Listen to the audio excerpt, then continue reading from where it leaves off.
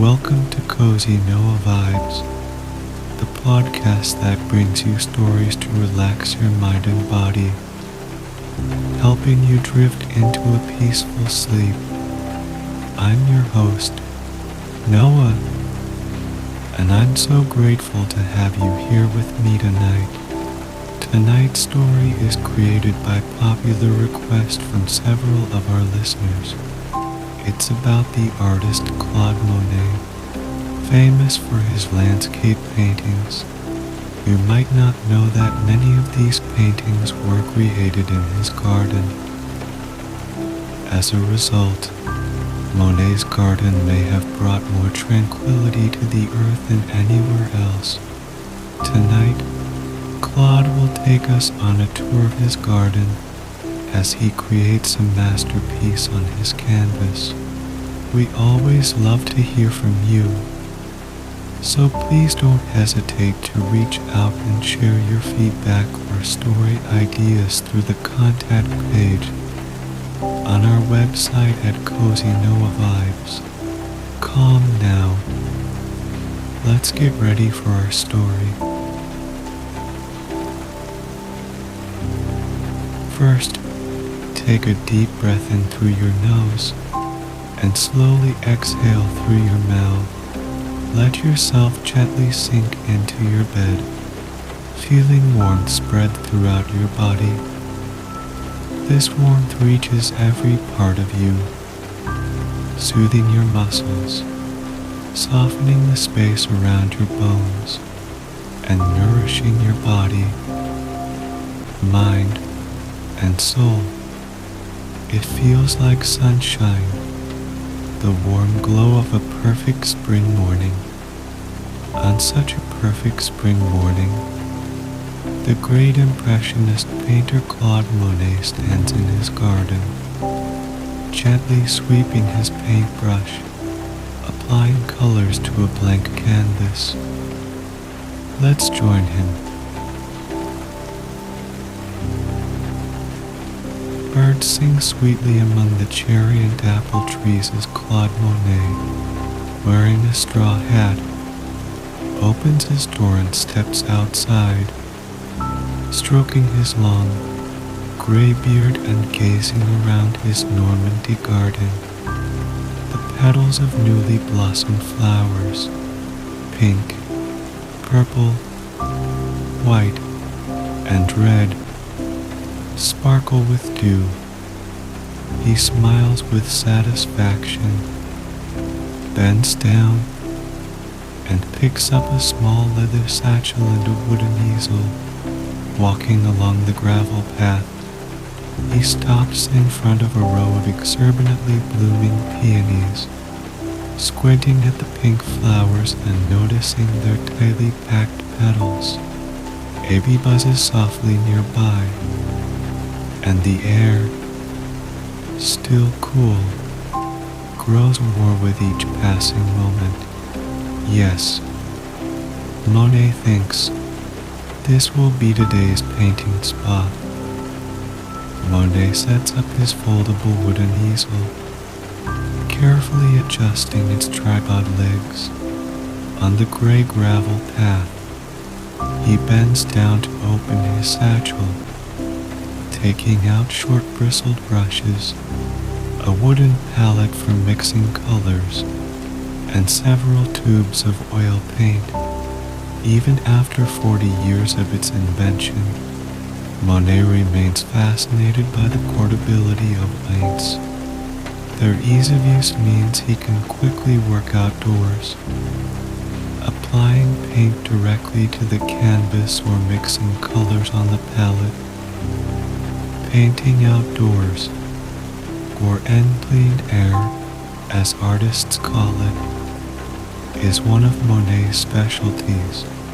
Since his youth, the young artist spent countless hours gazing at the beaches and docks of his hometown, Le Havre. He noticed how the sea's color changed throughout the day or with different weather conditions. Imagine the bright green or turquoise of the water on a sunny summer day, or the gunmetal gray foretelling an impending storm. Think of the deep blue at dusk, or the pitch black at midnight. Monet studied these changes, trying to capture these fleeting variations in his paintings. He even painted directly on the beach. He aimed to portray the impression, naming one of his famous works Impression. Sunrise in 1872, when a Paris art critic later remarked that Monet and his fellow artists were Impressionists. The name stuck, though initially intended as a derogatory term. Monet and his friends, like Pierre-Auguste Renoir, Berthe Morisot, and Camille Pissarro, embraced it. They painted their impressions day after day. Today, Monet smiles, taking a deep breath, appreciating today's painting spot. He recalls the sight when he first saw the land that would become his home. In the early 1880s, Claude Monet boarded a train that slowly passed through the French countryside west of Paris, through golden wheat fields plowed by horse-drawn carts, past half-timbered houses with thatched roofs, about 50 miles west of the French capital. Monet looked out the window and saw the village of Giverny, located at the junction of the Epte and Seine rivers. Monet's obsession with light made him notice the sunlight shimmering on the river's surface, twinkling in tiny ripples, and reflecting upward, casting a soft glow on the leaves of a nearby apple tree. At that moment, he realized he had found his home. In 1883, Monet moved to Giverny, renting a small house and a piece of land, slowly transforming it into a tranquil botanical haven. He expanded the small house into a long building, providing more space for his family and his art studio, and painted it in vibrant colors to attract attention. Pink walls and bright green shutters in the windows. In front of the house, Monet planted climbing roses that covered the entire faiades trellises and Virginia creepers on the pale walls. In summer, the house, both past and present, blends with the surrounding landscape, a visual feast of pink and green. While the house was the center of Monet's family life, the garden brought the artist immense joy and tranquility. The land surrounding the Giverny house was originally farmland, sparse and unkempt, but Monet envisioned it filled with flowers, a whirl of color and texture that could be painted year-round. He planted his garden according to this vision. Red poppies, their paper-thin petals rustling in the spring breeze. Sunflowers, turning their yellow and black faces toward the summer sun. Black-eyed Susans, vying for the last bright days of autumn, greeting the chill of the Norman winter. Monet often chose his plants based on their appearance and color, prioritizing aesthetics as you would expect from an artist. By the early 1890s, he had accumulated enough wealth to purchase the house and land in Giverny, transforming his permanent residence into the botanical paradise he envisioned. Monet planted flowered flowers, appreciating the wildness of nature and letting it grow freely. This contrasted sharply with traditional French ornamental gardens, arranged in strict lines and spacing. Instead, Monet's garden would grow freely, filled with rich contrasts of color and texture. He planted humble flowers like sweet white and yellow daisies next to ornamental Japanese plum trees. Green metal trellises spanned the gravel paths, providing climbing paths for his beloved roses. He already smelled the rich fragrance of newly bloomed roses. His garden would be known as the Clos Normand, a place longed for by artists of the time and visitors today. Monet spent hours tending to his beloved plants, and when he wasn't tending them, he was painting them. Today, on this refreshing spring morning, Monet's plants are happy and thriving, enjoying the light rain from the previous night.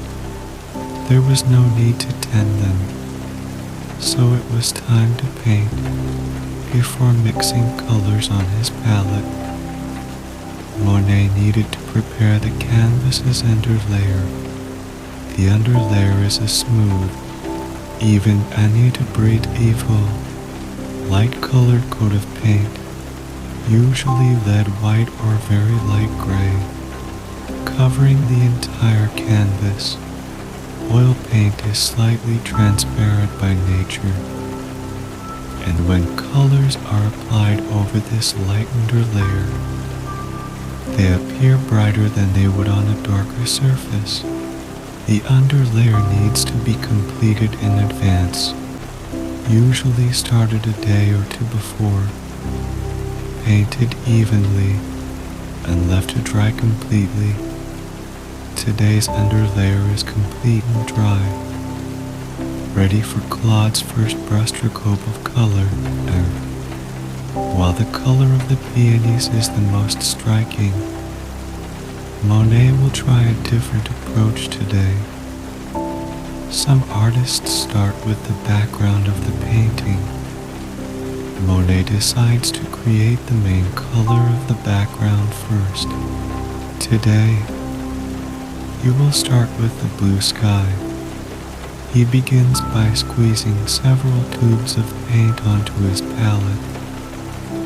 Cobalt blue, Prussian blue, and a bit of titanium white. These paints mix to form the first layer of the underlayer.